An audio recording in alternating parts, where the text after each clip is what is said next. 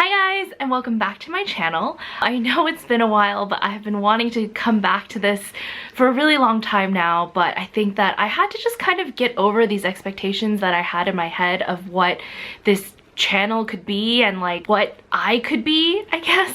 I have always been such a huge fan of YouTube in general. I mean, there are so many people that I have followed for well over a decade now that I feel like I've grown up with and really appreciated learning from, just hearing them go through their life experiences and sharing their stories and everything along the way. And I think I've always wanted to do that as well, but I think that there was always something that was kind of holding me back.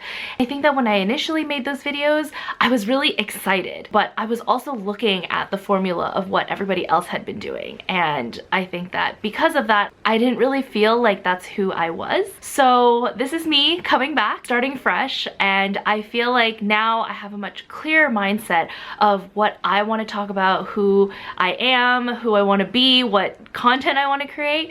So I'm back and I am really excited to take you guys along for this journey. So for today, to kind of ease my way back into making videos, this is something that YouTube veterans will be very familiar with, but I wanted to do a February favorites video just because I personally love watching favorites videos, and I feel like it really allows you to get to know the person behind the camera a little bit more. And I feel like I've personally picked up on some like hobbies and stuff as well, just based off of things that I've seen people talk about. So let's get into it. So if you haven't watched my my one favorite video before, what I really like to do with favorites videos is to prevent myself from like staying in one category. I like to pick favorites in a bunch of little categories. So today we're going to start off with this. It is the appointed task calendar, task planner, I believe is what it's called. I actually got this on sale from Need Supply at the end of last year, and I feel like in the past years, like past like 3, 4, maybe even 5 years, honestly, I have bought a planner every year with the intention of using it consistently, but you know, I haven't, and I would always like start it and stop it and start it and stop it. And I think that when I was working corporate, I used the Passion Planner, which was a really nice way for me to like keep track of all of my meetings and stuff like that. I realized that that's not how I like to plan things. This notebook has actually been way more helpful for me, and you can see here that I've already like put some notes in it and stuff like that. There are these tabs that go along the side that are per month, and I can show you like what a monthly thing looks like. So here, this is for April, and it tells you to write down your monthly goals, important dates. And my favorite thing about this notebook is the way that the weeks are laid out. As you can see here, this is like listed out Monday through Sunday. And then over here, my favorite part, it allows you to list out your priorities and your tasks and your notes. And I feel like that has been so crucial for me because as of right now, I'm in the process of managing both my podcast that I do with Christine, Perfectly Imperfect if you haven't heard of it, and launching my clothing line. And so the thing I love about this is that they have 2 columns for tasks, and so I kind of like to separate them, one for my clothing line and one for Perfectly Imperfect, because this is just a way for me to like be able to kind of keep my brain straight about like what I need to be doing. And I'm the type of person who loves to make to-do lists, and so it's very satisfying when I can like tick off the little checkbox. And yeah, I just think that, you know, this is like a really solid planner. I feel like it's really allowed me to stay on top of my tasks, get things done. Oh, and I also invested in these little tabby things. They're really paper thin. Can you focus? Ah, there we go. So as you can see, they're, wow, when I turn it sideways, you can't even see it. But yeah, it's super paper thin, and what you do is you kind of like slide them into your notes so that you can keep track of which page you're on. Oh, you can't see it. Okay, there. Can you see it? Yeah. So you slide them into whatever page you're on, and it just kind of like keeps tab for you. I mean, it's not, you don't need it, but I thought it was very cute. So earlier this month, my best friend and I traveled to Copenhagen and Amsterdam. It was about a 10-day trip, and it was so much fun. The reason why we chose those 2 cities is because Copenhagen for the design and Amsterdam just because it's I think it's one of the most beautiful cities in the world. It was the perfect combo of like what we wanted to do. Copenhagen was definitely a lot more chill, relaxed. We spent a lot of time like shopping and just soaking in all of that beautiful Scandinavian design. I'm freaking obsessed. And so my next category is home goods. So while we were wandering around, we went in with the intention of wanting to buy some pottery.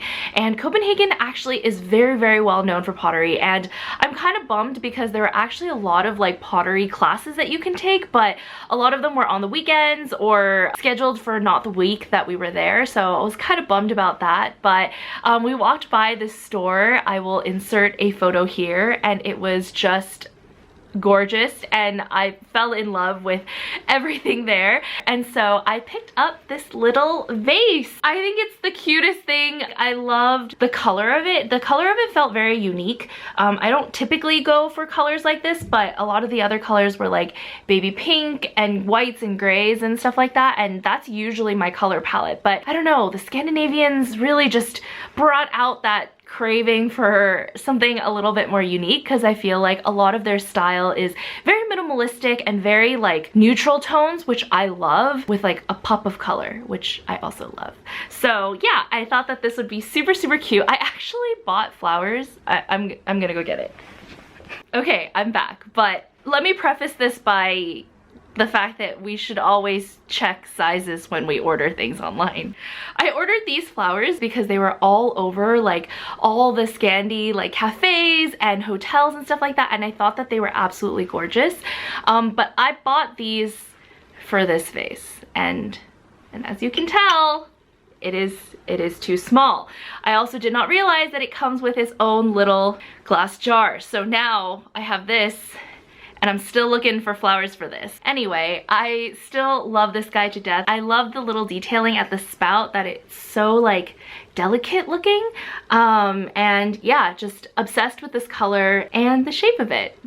So up next is actually probably still within the home category, so I may be cheating a little bit, but I have been so obsessed with this glass set that I decided to include it as well. This is I think it's called like a ripple glass carafe. I'm gonna go with carafe. And it comes with a set of little cups. And when I saw these cups, I just fell in love. I think that they're so cute. They come in a set of 4. Well, originally, actually, I fell in love with the cups, and then my friend was like, well, you can't get the cups without getting the carafe, so here we are. They come in a set of 4, and I think that the thing that I love the most about these cups is that they're all different. Like, they all end at different, they're stackable. Look at that, look at that, look at that. And if you wanted to, you can even put it on the glass. Look at that, gorgeous. Love it. I just felt like these were such a chic design, and yeah, I don't know, I think that they would be really fun for entertaining when I have friends over, especially during the summertime when I really want to make like fruity waters or something like that. I just think that they're super cute. And afterwards I actually saw that Estée Lalonde, one of my favorite YouTubers, has like the longer glasses, and so definitely have my eye on that. And if you're wondering how did I bring those back, the vase I actually stuck in my backpack, and then the glasses and the carafe I bought at the airport. They're from a brand called Firm Living, and I'll leave all the information down below. My next favorite, it was a restaurant that my friend and I went to in Amsterdam called De Kas. I will enter a photo here. It like totally blew us away. My friends and I really like to eat, and this was definitely one of those restaurants that my friend found on her own, and it was in a greenhouse, and everything was served farm to table. The restaurant itself was gorgeous. There was like a ton of natural light just like flowing into the room, and every dish was so unique. Like the flavors, I hadn't really had them before, and some of my favorite dishes were the appetizer, which was a tapioca mustard seed crisp with like a celery sauce that was so good. And then they came with a bunch of like little hors d'oeuvres. There was one that was like a habanero leaf with like a garlic sauce on it. and like a purple cabbage spring roll, and it was teeny tiny, but like so flavorful. And there are these Jerusalem artichokes, which were Iris's favorite dish, and oh my god, it was phenomenal. Like the flavors of the hazelnut and like the artichokes were like perfectly crispy, and I'm like salivating just thinking about it. I think it was almost like a 7-course meal, was about 37 euros, which I feel like is a very good deal considering the fact that you're eating in a greenhouse. It's like very nice, like fine dining style type food, and afterwards you can like walk around the little greenhouse and look at where your meal was grown. It was a really great experience, and I highly recommend it if you're in the Amsterdam area. We were able to take the tram out there, but just as a note, it is a little bit outside of the canal. So we did a walking tour earlier that day, and then we went directly there, and I think it took us like a little bit over 25 minutes to get there. But their tram system is super easy to figure out, and I like that it's like on the street, so I like to look at things while I'm, you know, on public transportation. So it's really nice because you get to like go through the canals and like go out to Museum Square and stuff like that. And yeah, I will try to put all of this together into a blog post of like Copenhagen and Amsterdam recommendations. So if you guys have any questions, let me know in the comments down below. Two other favorites that I have from the trip are museum recommendations, and those are definitely the Anne Frank House and the Van Gogh Museum in Amsterdam.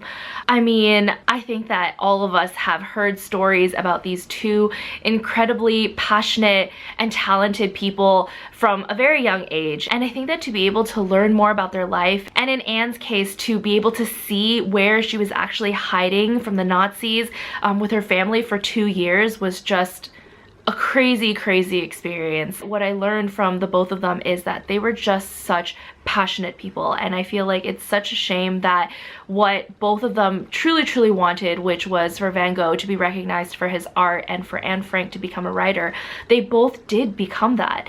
And I think it's such a shame that they never got to see how revered and how beloved they are today. And I think that being able to learn about Van Gogh and how he actually didn't start painting until he was 27, and he died, I believe, at around 37 or 38. So every Van Gogh painting that exists out there was actually painted within this 10-year time frame, and he just so passionately did it, with his brother supporting him and, you know, encouraging him and just really allowing him to pour himself into his art.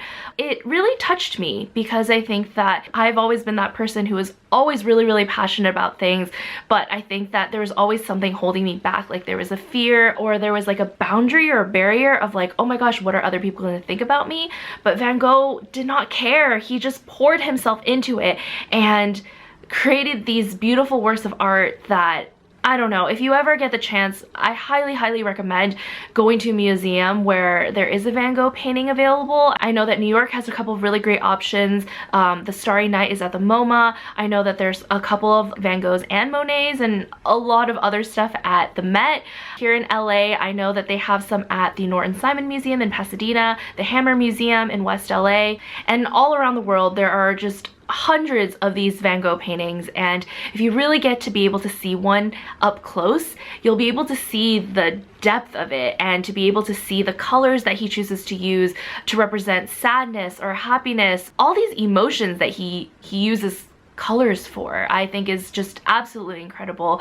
There was this like one corner of the museum where they had a microscope and like a little section of his painting, and it was one of the paintings that he had painted on the beach, because that was like something that he really loved to do, just like go out in nature and experience it and kind of put his emotion of what he was feeling into the painting.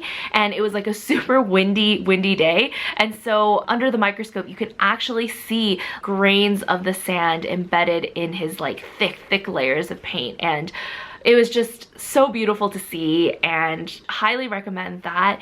And then moving on to Anne Frank, I mean, the girl was incredible. She had just turned 13. Her dad gave her her diary as a birthday present. In part, it was because he knew that they were going to be going into hiding soon, and I think that he didn't want his daughters to just like stop learning just because the Nazis were just taking over all of Europe and coming through the Netherlands now. He wanted them to keep growing, and so he gave her this this diary and encouraged her to write. A couple days later, they actually went into hiding and were in hiding for 2 years. I think that we all have a vision of what that space looks like, but to be able to walk through it and go through the bookshelf door and walk into these like little rooms that they spent 2 years of their lives in was just, I don't even have the words to describe it. It was an incredibly heartbreaking experience to know that this is something that was such a big part of history.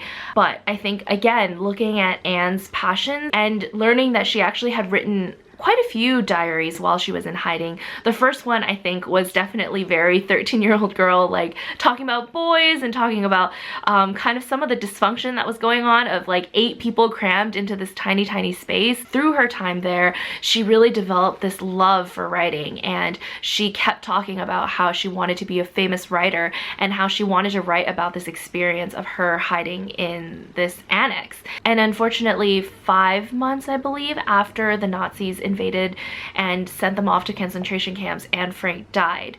Her father, being the only remaining family member, returned in search of the rest of his family, but his wife and his 2 daughters, including Anne, had passed.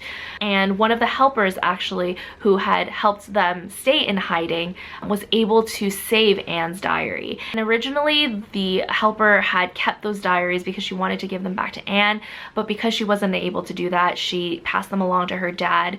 And it took him a few years to be able to read them, which is totally understandable.